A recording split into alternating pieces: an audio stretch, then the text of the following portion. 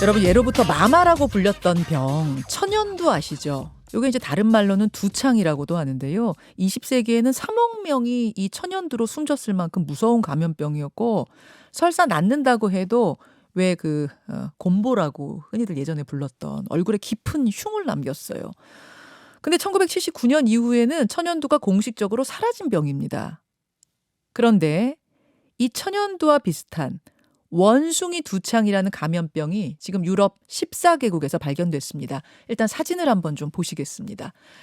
이게 원숭이한테서 처음 발견이 됐고 동물간 전염병이에요. 근데 인간한테 넘어온 겁니다. 뭐 넘어온 거는 꽤 됐다고 해요. 원래도 아프리카 밀림 부족에게서 관찰은 됐던 병인데 근데 세계가 신경 안 써도 될 정도로 그냥 그 지역 풍토병이었어요. 그것이 지금 유럽 14개국에 퍼졌다는 데서 문제가 발생하는 거죠. 지난 열흘 동안 120명에게서 발생했습니다. 자, 원숭이 두창 한림대 강남성심병원 이재갑 교수와 함께 짚어보겠습니다. 이 교수님 안녕하세요. 예, 안녕하세요. 예, 무슨 병인지 제가 대충 설명은 했는데 원래 있던 병이네요. 예, 그렇습니다. 저 원숭이에서 처음 발견은 됐고요. 주로 이제 바이러스를 복용하고 있는 동물은 이제 설치류도 이제 쥐종류에서 많이 발견되고 있다고 돼 있고요. 네. 그래서 이런 감염된 쥐하고 접촉을 한다든지 뭐 이런 경우에 이제 발병을 했었고 사람간 전파가 아프리카에서는 있지만 대부분은 이제 동물 접촉을 통한 감염이 훨씬 더 많이 보고가 됐고 지금까지 뭐 나이지리아라든지 뭐 네. 시에라리온, 뭐 콩고 뭐 이런 지역에서 많아야 뭐 한 200명 정도 확진자 나온 수준이었지 이런 식으로 유럽이나 미국까지 확산돼서 이렇게 여러 국가에서 발생한 거는 처음인 상황입니다. 원숭이한테서 처음 발견이 되긴 했지만 주로 설치류, 쥐 같은 설치류들을 통해서 이게 전파가 되는 병. 하지만 아프리카를 벗어난 적은 크게 없었던 병. 일단 네. 사진을 보니까 온몸에 수포가 올라와서 뒤덮어버려서 이게 시각적으로 상당히 충격적이에요. 증상은 어떤 게 나타납니까? 처음에 이제 발열기라 그래서 한 첫날부터 한 3일 정도까지 열이 나기 시작하고요. 예. 보통 4일 넘어서부터 전신으로 발진이 이제 생기는데 이제 수포뿐만 아니라 여러 형태의 발진이 전신으로 퍼지게 되고요. 이런 이제 그런 이후에 이제 시간이 지나면 이제 딱지가 잡히면서 이제 회복이 되는데 회복되는 데까지는 한 3주에서 4주 정도 걸린다고 되어 있고요. 대부분은 이제 가볍게 앓는다고 하긴 하는데 지금 사망률은 한 3에서 6% 또는 지역마다 한 1에서 10% 정도의 차이를 보이기는 하는데 대부분은 이제 2차 감염이 된다든지 네. 사장기에 합병증이 발생해서 사망하는 경우로 보고되고 있습니다. 치명률 3에서 6%면은 이 우리 코로나19랑 비교하면 어떤 거예요? 코로나19가 이제 초창기에는 뭐 1%에서 10%까지 왔다 갔다 했는데 지금은 0.1% 정도까지 떨어졌다고 하고 있잖아요. 예. 그러니까 지금 수준 정도의 한 30배 이상의 사망률을 보이고 있기는 한 거죠. 그냥 3에서 6% 하면은 그 높은 것 같지 않은데 코로나19랑 비교를 해주시니까 엄청 높은 거네요. 그 정도면. 네, 네. 예. 근데 원래 동물 전염병인데 사람한테 어떻게 넘어왔어요?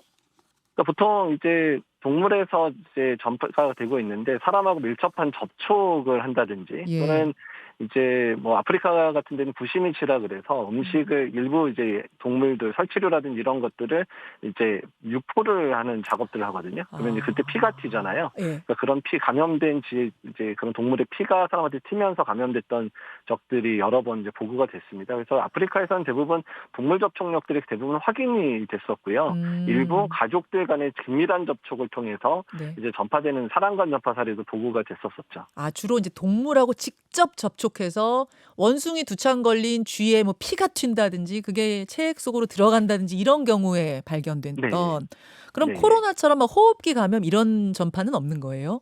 그러니까 호흡기 전파도 가능하다고는 돼 있는데요. 이렇게 전파가 코로나처럼 이렇게 뭐 마스크 안 쓰고 만나면 거의 다 전파되는 이런 패턴은 아니고 가족들처럼 집안에서 같이 생활하는 수준 정도의 밀접한 접촉일 때 이제 좀 큰 비말을 통해서 전파된다. 이 정도까지 알려져 있습니다. 그러니까 전파력은 그리 높지 않군요.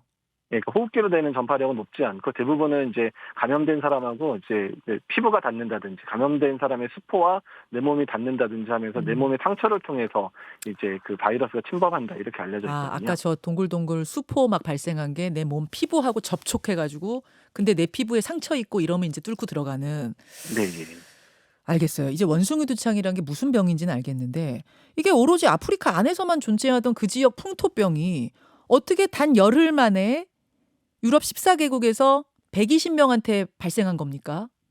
일단 이제 전파 경로는 아마도 지금 유전형이나 이런 게 그러니까 폴란드 쪽에서 발견된 내용을 좀 보게 되면 네. 이제 서아프리카 쪽에서 유행하는 이제 원숭이 두창과 유사하다라고 얘기가 돼 있거든요. 예. 아마 처음 도입은 아마도 이제 서아프리카 쪽에 다녀온 사람을 통해서 이제 전파됐거나 아니면 이제 동물 같은 것들이 수입돼서 왔는데 처음에 그게 시작이 됐을 것 같은데 그 음. 이후에 이제 사람 간 전파 사례들이 이제 발생한 것으로 보는 게 타당할 거는 같습니다. 근데 좀 이상한 거는 여러 국가에서 동시에 발생을 했기 때문에 그러니까요. 그래서 이제 어떤 동물이나 이런 것들이 이제 수입돼서 생겼을 가능성, 여러 국가에 동시에 어. 그럴 가능성이 있거나 아니면 뭐 어떤 형태든 간에 사람 간 접촉을 통해서 확산됐을 가능성은 이제 생각을 하고 있는 거죠. 아직 역학조사 부분이나 이런 부분들이 나와야 이제 유럽이나 미국으로 어떻게 유입됐는지 확인이 될 것 같습니다. 그 지금 역학조사 120명을 다 해봐야 되지만 아까 교수님 설명대로라면은 뭐 코로나19처럼 스쳐 지나갔다고 호흡기 통해 이런 건 아니라는 거잖아요. 뭐 피부가 서로 접촉이 있어야 되고 그것도 장기간 접촉이 있어야 되고 뭐 이렇다면서요.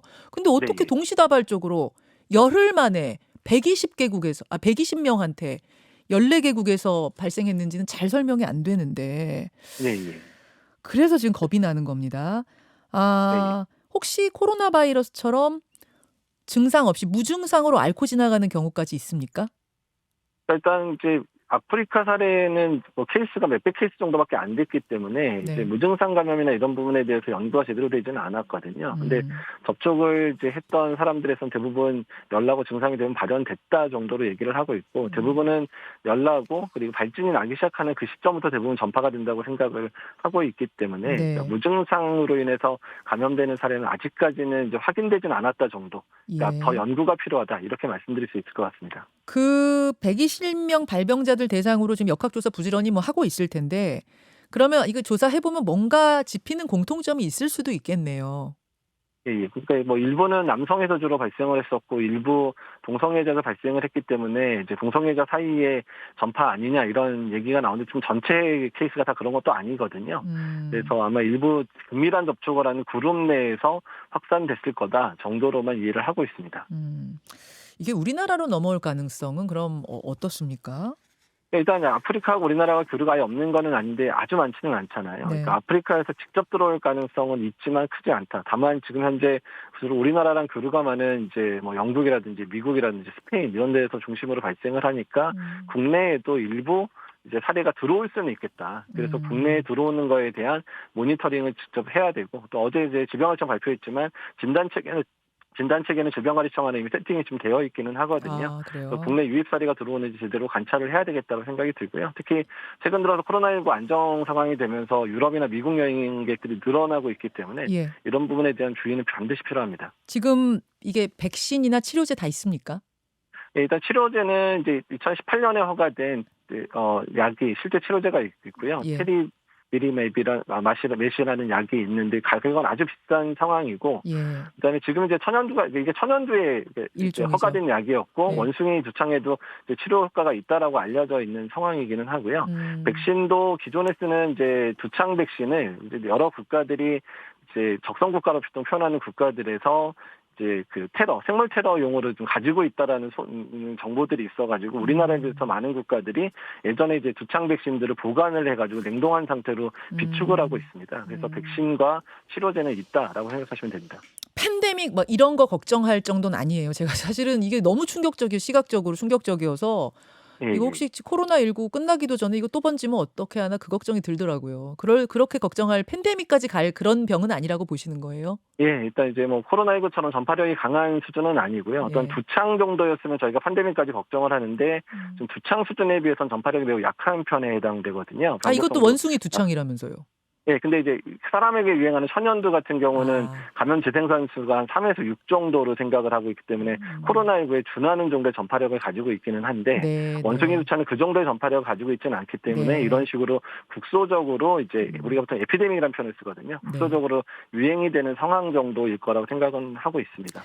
알겠습니다. 좀 정리를 하자면 원래 아프리카에 있던 인수공통 전염병이다. 근데 한 번도 그 지역을 넘어서 광범위하게 전파된 적이 없던 이 병이 유럽에 왜 이렇게 퍼진 건지 이게 참 희한한 일이다. 다만 크게 걱정하지 않아도 되는 건 코로나19처럼 스쳐 지나만 가도 옮기는 그런 바이러스 아니다. 아마 역학조사해보면 저 120명 사이에 어떤 연관성이 있을 수 있다. 요렇게 생각하면 되겠죠? 네, 그렇게 생각하시면 될 것 같습니다. 예. 이재갑 교수님 고맙습니다. 네, 감사합니다. 김현정의 뉴스쇼는 시청자 여러분의 참여를 기다립니다. 구독과 좋아요, 댓글 잊지 않으셨죠? 알림 설정을 해두시면 평일 아침 7시 20분 실시간 라이브도 참여하실 수 있습니다.